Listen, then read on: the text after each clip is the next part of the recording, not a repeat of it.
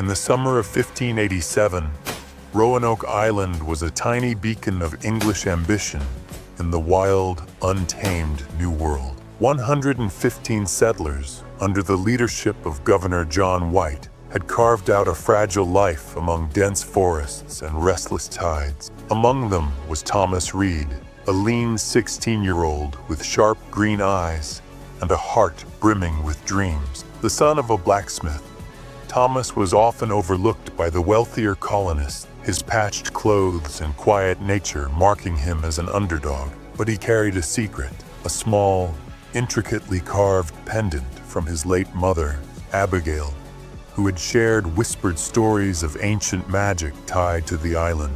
Life in the colony was brutal. Harsh winters drained their food supplies, and uneasy tensions simmered with the nearby Croatoan tribe, who eyed the settlers with distrust. When Governor White sailed back to England for supplies, promising a quick return, hope kept the colony afloat. But months stretched on, and despair began to settle in. One foggy morning in August, Thomas woke to an unnatural silence. The colony was empty. Huts stood abandoned, fires cold, tools left mid-task. On a weathered post at the edge of the palisade, a single word was carved in jagged letters: Croatoan. No blood, no bodies, just absence. Thomas's heart raced as he scanned the silent village. He was alone, the weight of the mystery pressing down on his slight frame. As he touched the pendant, it grew warm, emitting a soft, blue glow. A faint whisper seemed to rise from the wind. Find them, Thomas. Fear wrestled with determination inside him. He wasn't just a boy anymore. He was Roanoke's last hope. Bracing himself, he stepped into the forest, the pendant's glow lighting his way, unaware of the extraordinary and perilous destiny awaiting him. The forest was a maze of shadows, thick with the scent of pine and an air of menace. Thomas moved carefully, the pendant's glow growing brighter with each step.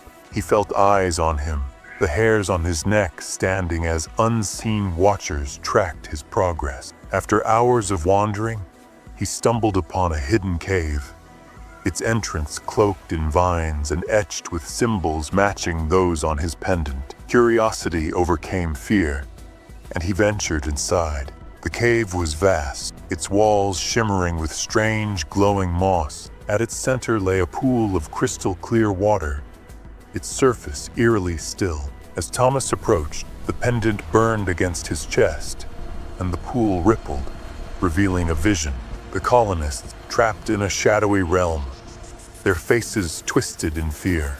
A voice, ancient and powerful, echoed through the cave. Thomas Reed, bearer of the tide's heart, you are chosen to wield its power. The pendant flared, and energy surged through him. His muscles grew stronger, his senses sharper, and he felt an instinctive connection to water, able to summon it, shape it, control it. The voice revealed a grim truth. The colonists had been taken by the Shadow Weaver, a malevolent entity that fed on fear and sought to invade the mortal world. The pendant, known as the Tide's Heart, was an ancient relic forged to bind the entity, but its power came at a cost. It drew from the bearer's life force. Thomas emerged from the cave, transformed into a superhero, but weighed down by the knowledge that each use of his powers weakened him. He set out for the Croatoan village, hoping to find allies, but the forest seemed to turn against him. Vines twisted unnaturally, and whispers grew louder, taunting him with doubts. You're just a kid.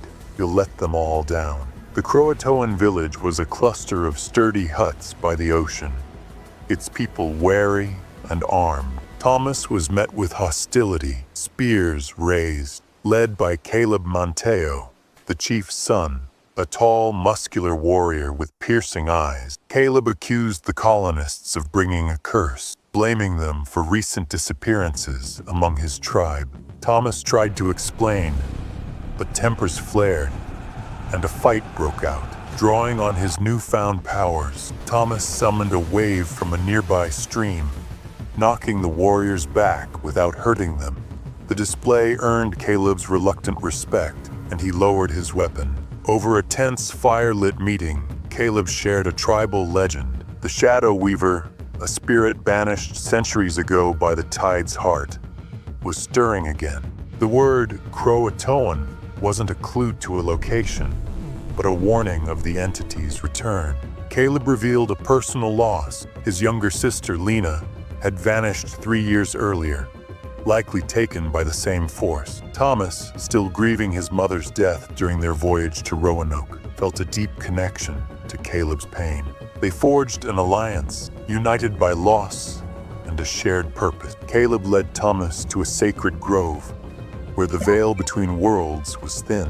As they neared, the air grew heavy, and the pendant pulsed wildly. Suddenly, shadow wraiths, dark, humanoid creatures with glowing red eyes, ambushed them. The fight was chaotic. Thomas unleashed torrents of water, slamming wraiths into trees, while Caleb fought with a tomahawk, his movements swift and precise. One wraith nearly struck Thomas, but Caleb tackled it, saving his life. Bloodied but victorious, they stood side by side, their trust cemented. Caleb performed a ritual to open the grove's portal, and they stepped into the Shadow Realm, unprepared for the horrors that lay ahead. The Shadow Realm was a distorted version of Roanoke, its sky a sickly red, its air thick with despair.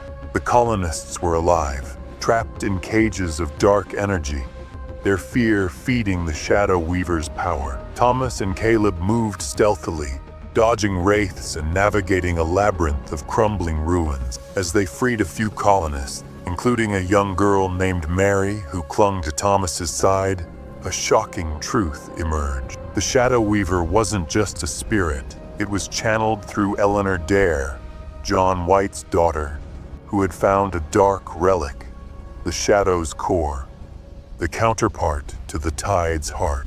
The relic had corrupted her, turning her into a vessel for the entity. Eleanor confronted them in a ruined chapel, her once gentle eyes now glowing with malice. "You can't stop what's coming," she hissed, unleashing tendrils of shadow that lashed like whips. Thomas countered with waves of water, while Caleb chanted tribal wards to weaken her. The fight was fierce, the chapel collapsing around them. In the chaos, Mary revealed a gut-wrenching twist. She had seen Eleanor carve Croatoan before the colony vanished.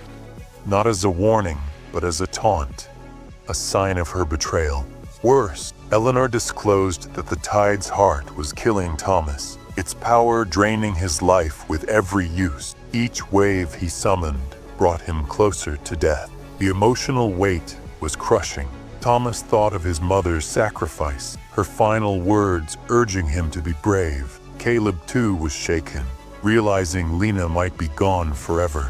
As Eleanor retreated deeper into the realm, Thomas and Caleb rallied the freed colonists, their determination unbroken despite the odds. They followed her trail to a towering spire, the Shadow Weaver's stronghold, where the true battle awaited.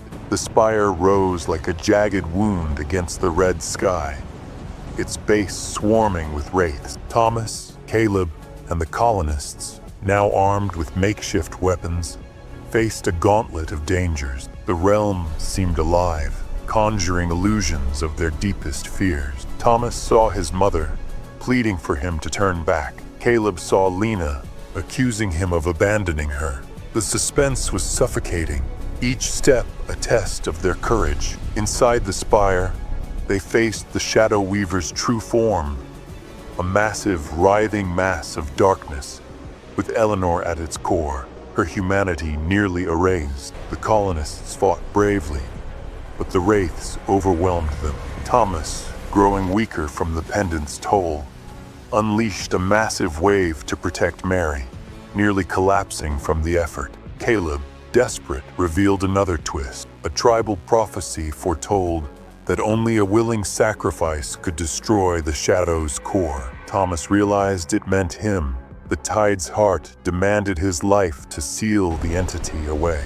The battle reached its climax as the spire began to crumble. Thomas, driven by memories of his mother and the faces of the colonists, made his choice. With Caleb's help, he reached Eleanor, who was now more shadow than human.